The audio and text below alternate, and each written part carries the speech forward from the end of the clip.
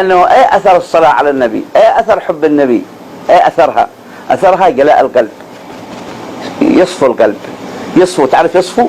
أنتم كل واحد منكم عنده جهاز بيصفي الصورة حتى تصبح واضحة.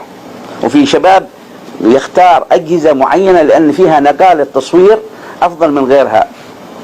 يأتون لكم أحيانا ببعض برامج معينة يقول لك على رقم كذا، على أمر معين لأجل تراها بوضوح، يمكن يعطوها بعد معين لأجل تراها بوضوح. كيف تستطيع كأمة محمدية ارتبطت بمعلم، بمربي، بنبي بعثه الله في هذا الوجود وجعل رؤيته مرتبة؟ لو رآه إنسان مرتبة. وأثبت النبي قال إن الشيطان لا يتمثل بي.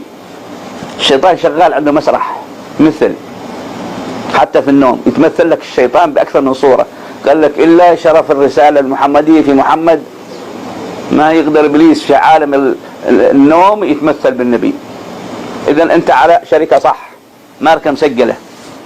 رأيت النبي معنى ذلك أن عندك صفاء في القلب، عندك سلامة باطن، عندك روح والثابة للخير، يرجى فيك الخير، يرجى في علمك النفع، يرجى في نظرك السلامة والبركة. لماذا؟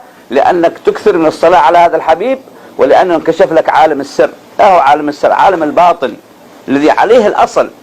فأكثرت من الصلاة على النبي، كشف الله لك في الرؤيا عالم من عوالم الخير، عالم من عوالم البركة، وصار هذا مطلب. كان النبي صلى الله عليه وآله وسلم يصبح كل يوم بعد صلاة الفجر يسأل الذي يأخذون عنه العلم، الصحابة رضي الله عنهم، يقول هل أحد رأى منكم رؤيا؟ ذيك الأيام ما في عندهم أجهزة، عندهم الجهاز القلب والأقمار الصناعية، طريقة الاستقبال مع الله. هل أحد منكم رأى رؤيا؟ حتى صارت أمنية عند البعض أن يرى رؤيا لأجل يقصها على النبي، لأن نوع التربية هكذا كانت. لأن هذا المربي الأعظم ما هو مشغول بالجيل ذي عاش معه، هو يقول للمعلم والمربي والشيخ والمؤدب في كل عصر اسأل طلبتك وتلاميذك ايه رأيته؟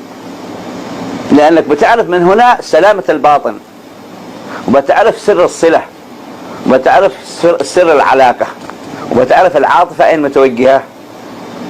اقرأوا عندكم في سورة يوسف، ما عندكم سورة كاملة مبنية على الرؤية من أولها إلى آخرها، كل القصة، ولا أريد أن أطيل عليكم ولا بذكر لكم التفصيل.